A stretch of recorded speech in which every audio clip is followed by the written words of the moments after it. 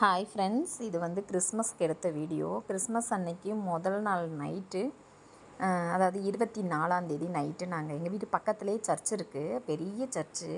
அதை நல்லா சூப்பராக டெக்கரேட் பண்ணியிருந்தாங்க. அதுதான் சரி போய் பார்த்துட்டு வரலாம் அப்படின்னு சொல்லிட்டு நாங்கள் அப்படியே சர்ச்சுக்கு போயிட்டு உள்ளே போயிட்டு ஃபோட்டோலாம் கொஞ்சம் வீடியோ எடுத்துட்டேன்.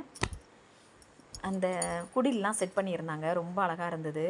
அதே மாதிரி டெக்கரேட் பண்ணியிருந்தது ரொம்ப அழகாக இருந்தது. எல்லாத்தையும் அப்படியே நமக்கு வீடியோ எடுத்துக்கலாம் அப்படின்னு சொல்லிட்டு வீடியோ எடுத்துகிட்டு அப்படியே கொஞ்சம் நேரம் அங்கே டைம் ஸ்பெண்ட் பண்ணிவிட்டு வந்தோம். ரொம்ப அமைதியாக இருந்தது, ஒரு மாதிரி நல்லா இருந்துச்சு. அங்கே போயிட்டு கொஞ்சம் நேரம் அப்படியே உள்ளே ஃபுல்லாக சுற்றிட்டு கொஞ்சம் நேரம் அந்த குடில், அந்த ஜீசஸோட பொம்மையெல்லாம் வச்சுருந்தாங்க, அதெல்லாம் பார்த்துட்டு அதுக்கப்புறம் சுற்றி பார்த்துட்டு நாங்கள் வீட்டுக்கு வந்தாச்சு.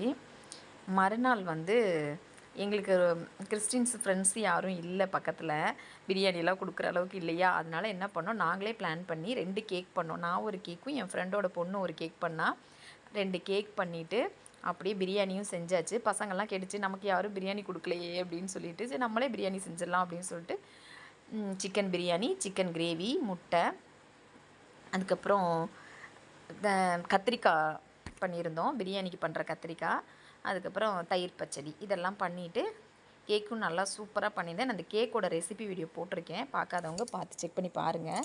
இது என் ஃப்ரெண்டோட பொண்ணு பண்ணியிருந்தா. இந்த கேக்கும் சூப்பராக இருந்தது, நல்லா சாக்லேட் ஃப்ளேவரில் நல்லா சாஃப்டாக நல்லா சூப்பராகவே பண்ணியிருந்தா.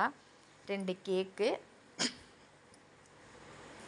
பண்ணிவிட்டு நல்லா நாங்களும் கிறிஸ்மஸை ஜாலியாக எங்கள் வீட்டிலேயே நாங்கள் என்ஜாய் பண்ணிட்டோம்.